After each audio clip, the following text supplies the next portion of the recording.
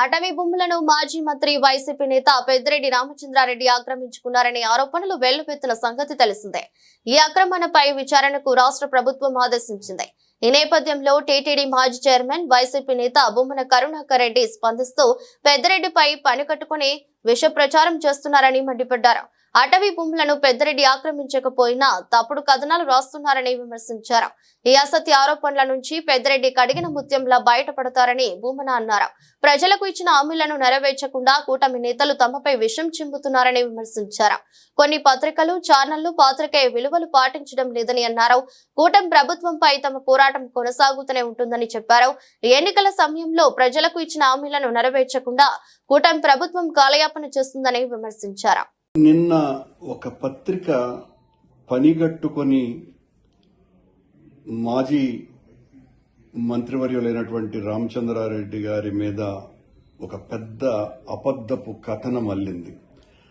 ఆ కథనాన్ని నిజంగా చూపించటం కోసమని పతాక శీర్షికలలో వేయటమే కాకుండా దాన్ని తెలుగుదేశం పార్టీ ప్రభుత్వానికి పూర్తిగా ఏదో గొప్ప విషయాలన్నింటినీ కూడా అందజేస్తున్నట్టుగా రాసి పనిగట్టుకొని గత కొద్ది కాలంగా ఆయన మీద ఆ పత్రిక విషప్రచారం చేస్తూనే ఉన్నది.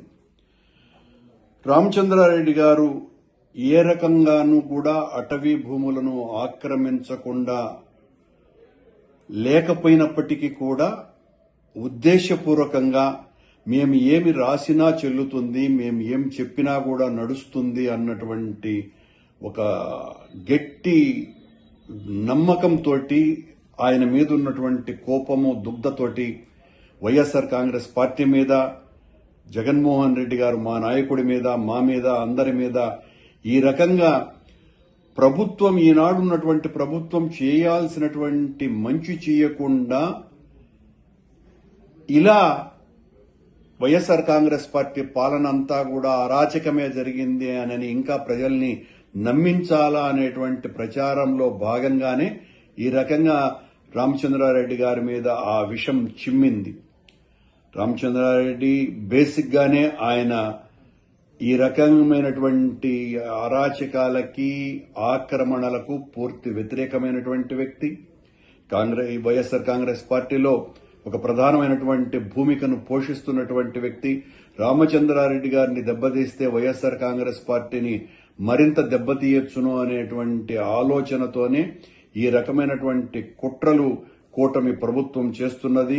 ఒకవైపు కూటమి ప్రభుత్వము, మరోవైపున వీళ్లను మోసేటువంటి ఈ ప్రచార ప్రసార మాధ్యమాలు పనిగట్టుకొని ఈ రకంగా మా పార్టీ నాయకులందరి మీద ఈ విషవాయువులు చిమ్ముతూ మీరు చేయాల్సినటువంటి ప్రజలకు ఇచ్చినటువంటి వాగ్దానాలను నెరవేర్చకుండా మా మీద విషం చిమ్మి బ్రతకాలని చూస్తే ప్రజలు ఏమాత్రం కూడా హర్షించరు.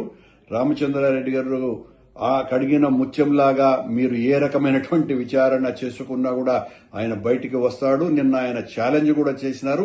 నేను ఏ తప్పు చేయలేదని దానికి పూర్తి వివరణ కూడా ఇవ్వటం జరిగింది. ఆ వివరణను మాత్రం కూడా ఆ పత్రిక ఏమాత్రం కూడా పట్టించుకోకుండా దానికి మాత్రం ఒక సింగిల్ కాలం ఐటమ్ రాసి ఒక వ్యక్తి మీద దాడి చేస్తున్నప్పుడు కనీసం ఆయన వివరణ, నీవు చేసినటువంటి దాడికి